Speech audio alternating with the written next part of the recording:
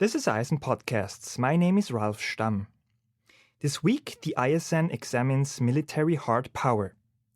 The most basic form of hard power is land power, on which we will focus in this podcast. What is the status of land power today? How should our armies look like in the future? I'm going to discuss these questions with Dr. Douglas Macgregor. Dr. Macgregor is a retired colonel in the U.S. Army. He's also the executive vice president of Burke Macgregor Group, a defense and foreign policy consulting firm. Dr. Macgregor, thank you very much for joining us. Oh, my pleasure. Thank you. In the latest issue of Parameter, the U.S. Army's journal, Lucas Milewski asks whether land power has lost its utility. Has it? No. Land power remains critical and essential to any serious warfighting requirement. What I think people need to understand, and this, by the way, is not widely understood or appreciated inside the United States Army, is the criticality of organizing differently to exploit new technology as well as human potential. The secret of success in military affairs has always been to develop the right framework that maximizes the potential on the human side as well as the technological side. We have resisted any fundamental reorganization and restructuring of the force. So that's the first thing. The second part of it is the criticality of integrating capabilities across service lines. That means integrating the strike, intelligence, surveillance, reconnaissance, maneuver, and sustainment capabilities in all of the armed forces, Army, Navy, Air Force, across service lines in a way that maximizes your potential. In other words, to create military power that is greater than the sum of its parts, that is disproportionate to its size. These are things that we need to do. We're long overdue for it.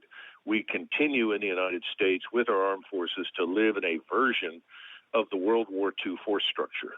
And that structure is not the right structure for the future. And that has been the subject of the books that I've written, Breaking the Phalanx and Transformation Under Fire, over the last 20 years. But until now, there has been enormous resistance in the military to really doing much. I think that's about to change simply because we are running out of money. So what is the unique role that land power plays together with the other kinds of power in hard power?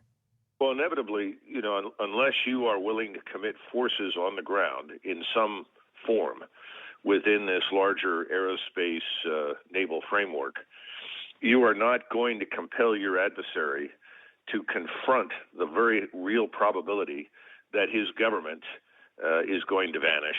It's going to risk annihilation, and that his population then will be at the mercy of an invading force.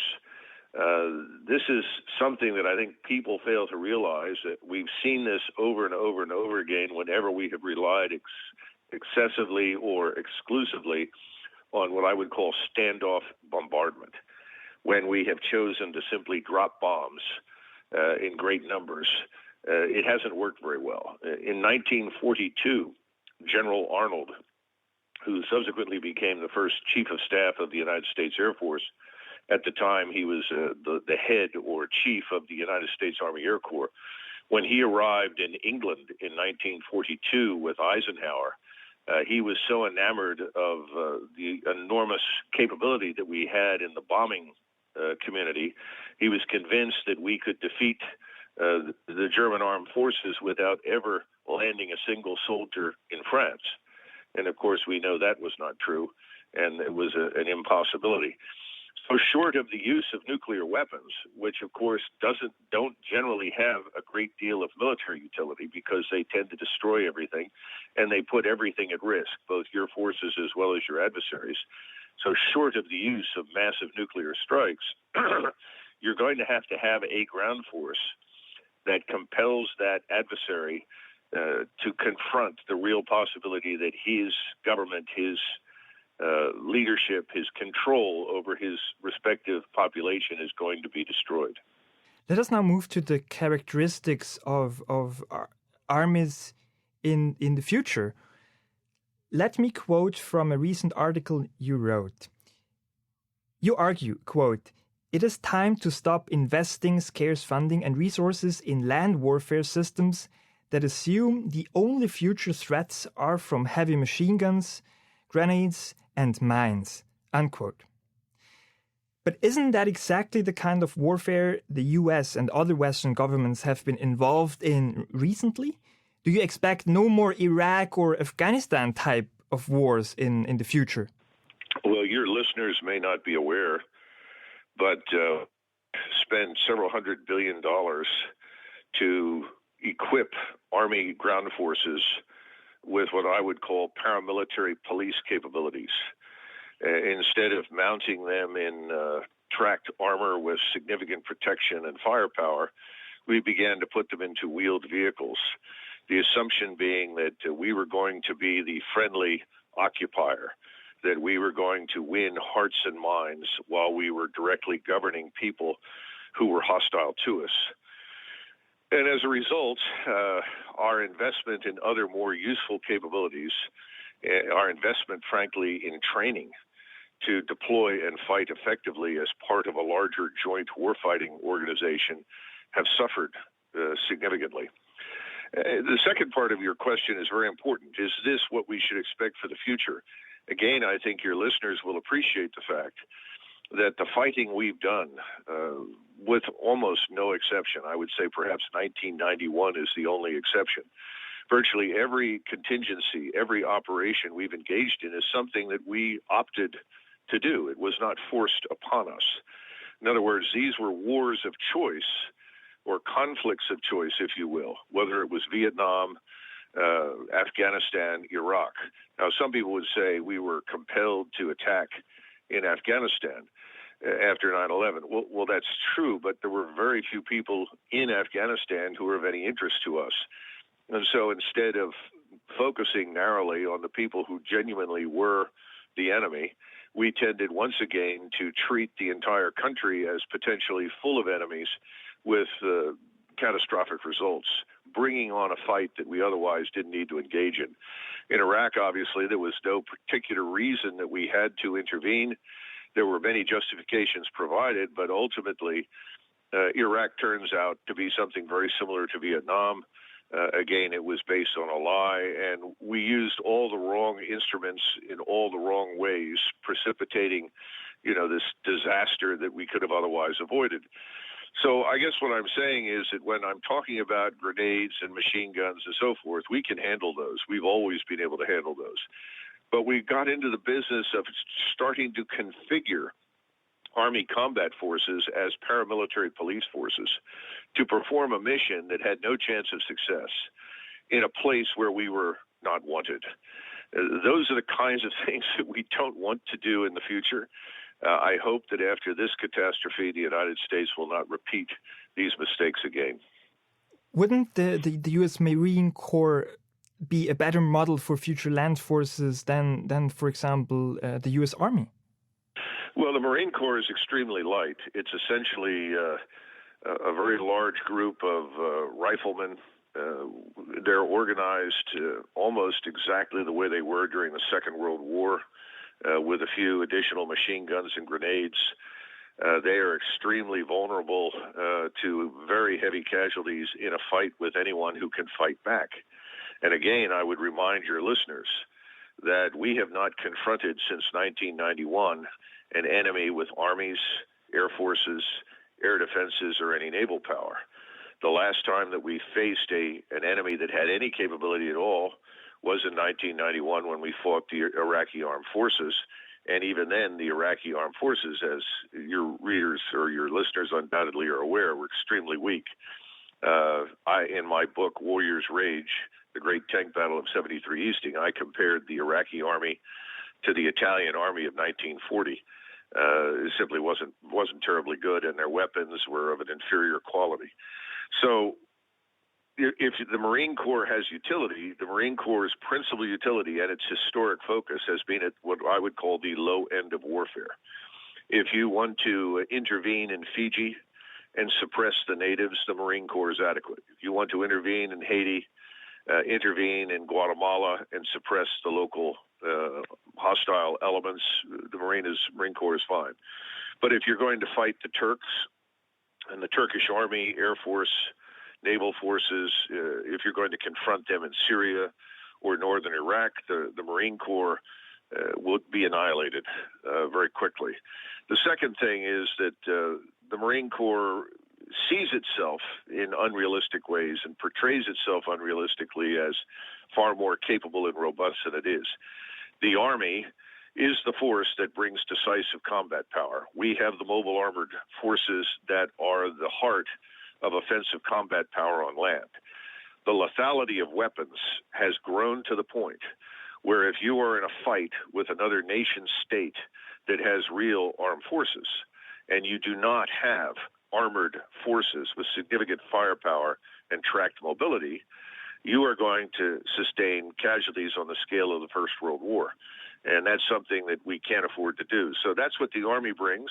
And the Army also brings enormous logistical capability support as well as communications infrastructure. These things simply don't exist in the Marine Corps. That's why whenever we have gone to war, and the war in Korea, the war in World War II, or in 1991, the Marine Corps was a subordinate or component element of a larger Army force. It was never independent because it was simply incapable of operating independently in that environment.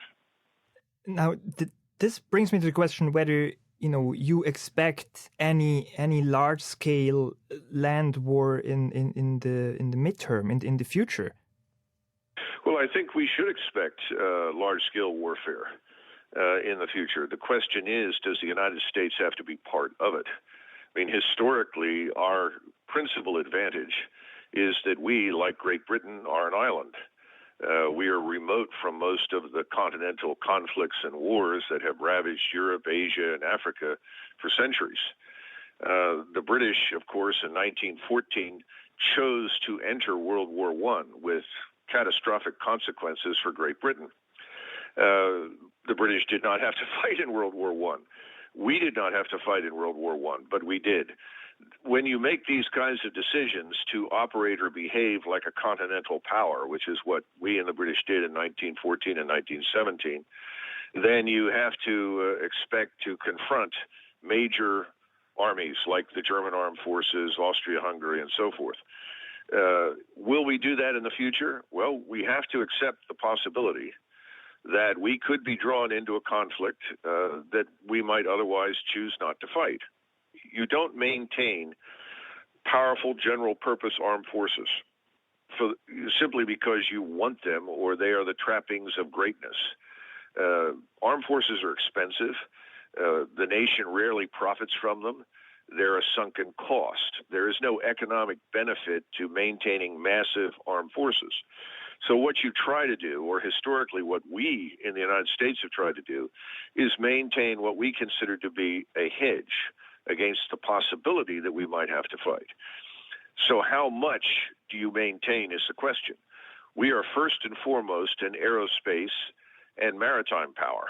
That's unavoidable. It's necessity. It's a necessity because we are, as I pointed out, effectively, in geographical terms, an island.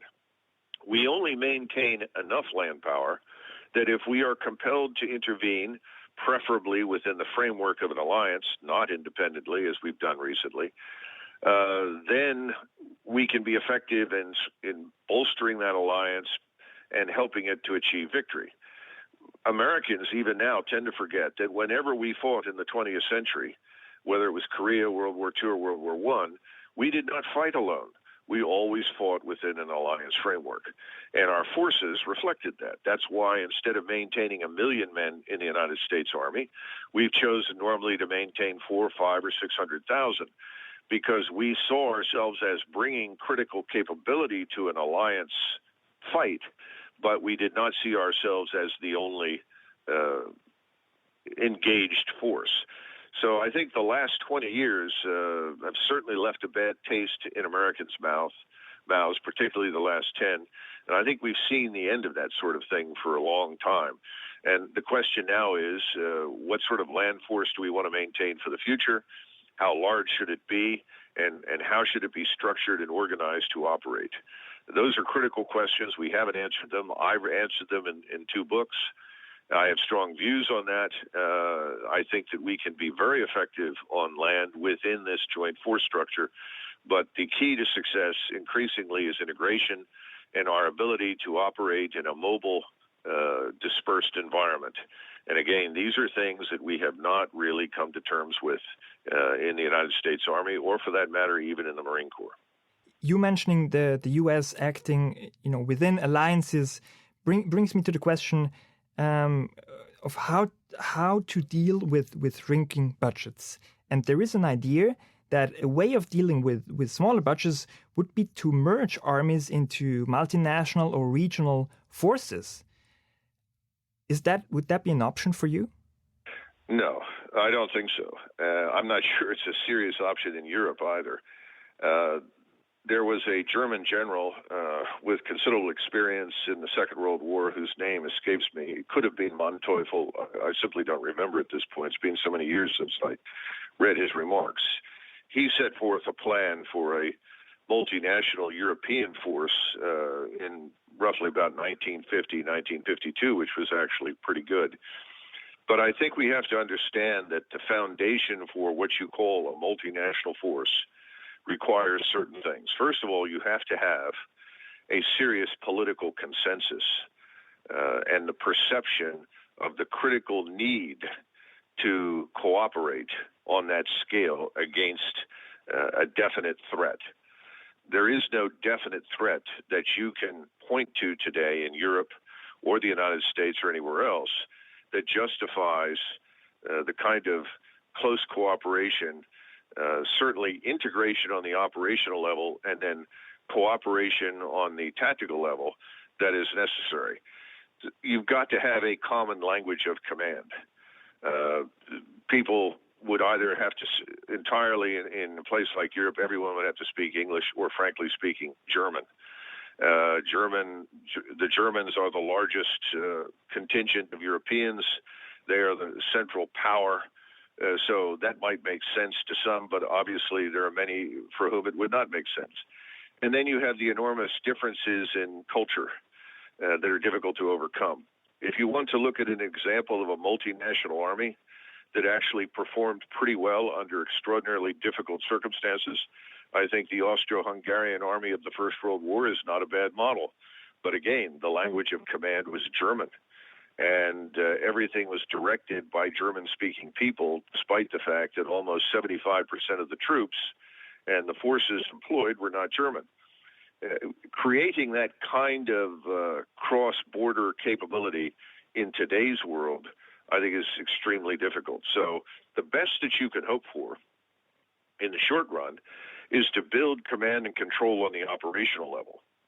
And that is to look at multinational command structures that might be employable, that might work.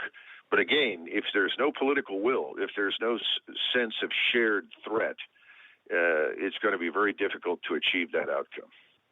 Let me come to the final question, Dr. Macgregor. You sketched a vision for the U.S. Army before. How does that vision relate to the concept of whole of government, the whole of government approach, which includes public diplomacy and aid operations? Well, the left in the United States after 1991 decided that they had discovered in the U.S. Army in particular, as well as the Air Force, and to a lesser extent Navy and Marines, an instrument that they could employ beyond the borders of the United States to pursue their notions of social experimentation in other people's countries. This, of course, goes back to Madeleine Albright's idea of the United States being the indispensable nation, the notion that the United States should be everywhere doing everything all the time. That is very foreign to the history of the United States and is really an anti-English speaking position when it comes to Americans. Historically, we've tended to view the rest of the world as better off without us, and we're better off without it. It reversed that process and began to use the army, whether it was in a place like Bosnia-Herzegovina, subsequently Kosovo, Haiti, Iraq, Afghanistan, Panama, these various places, not per se as a military force in the strict sense of the word, but again as some sort of paramilitary nation-building force that would magically export democracy and cultural values and change effectively. It hasn't worked. It's been, in my judgment, an abysmal failure and a very expensive one with unfortunate consequences for the peoples that we've invaded and occupied. So I think the notion of the military as an instrument of national power is valid, but not for the uses to which it is being put. What we need to do is re-examine the wisdom of using the military in most cases at all. And that's something that we haven't done yet, because again, it's to some extent, it's a function of laziness. You want trained people that can be committed quickly and then ordered to do whatever you want. It's very easy to turn to the U.S. military and tell them to do that. It's much more difficult if you go to the State Department and give them the mission, or for that matter, any other department of government, because these people are civilians.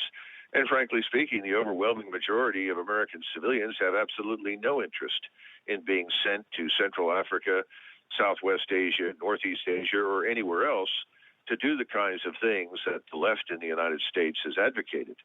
And that left position of exporting liberal democracy at gunpoint to try and culturally, socially, economically transform backward peoples into Anglo-Saxon Democrats is something that has persisted without interruption for the last 20 years. The same people that were involved in places like Bosnia and Haiti were with us in Iraq and Afghanistan. So, again, I have trouble with the notion that the military should be involved in any of that. And I think now, with the dramatic downturn in the economy and the lack of funding, it's going to stop because we simply can't afford it. And we have to make hard choices. What's the point of maintaining a large, bloated military establishment when large portions of it don't exist to fight? Why should we have regional commands that cover the globe? We don't need to cover the globe. What we need to do is to defend the United States, its interests, and to cooperate with friends, partners, and allies as necessary. The biggest challenge today, and I think all of your listeners will appreciate it, is that all of the institutions that came into existence after the Second World War are crumbling. The world is changing in front of us. The European Union is, in my judgment, crumbling. NATO is effectively meaningless. All of the old alliances, all of the old structures that cover the globe have very little meaning anymore. We need to start thinking, we and the Europeans, in terms of what I would call limited liability partnerships. That is, that we can cooperate with each other for very specific purposes for a limited period of times. But we are no longer in a permanent alliance that is directed at a significant threat. That died in 1989. Nothing is going to emerge to replace it. And even now, we are finding that we are often cooperating, for instance, with the Chinese military establishment and Chinese government officials in some areas, whereas in other areas, clearly we are in strong disagreement. But that doesn't translate into the kind of black and white environment that emerged after the Second World War. So you've got to see the challenge for those of us who are concerned with maintaining effective military power in the future as part of the larger adjustment that is only just now beginning, truthfully, to a very new and different world where the old institutions simply don't mean much anymore and it will gradually vanish. Dr. Macgregor, thank you very much. Well, thank you. I appreciate it. That was Dr. Douglas Macgregor, a retired colonel in the U.S. Army and the executive vice president of Burke Macgregor Group. Please remember that the views expressed in this podcast do not necessarily reflect those of the International Relations and Security Network, the Center for Security Studies, or ETH Zurich. This is Ralf Stamm for ISN Podcasts. Thank you for listening.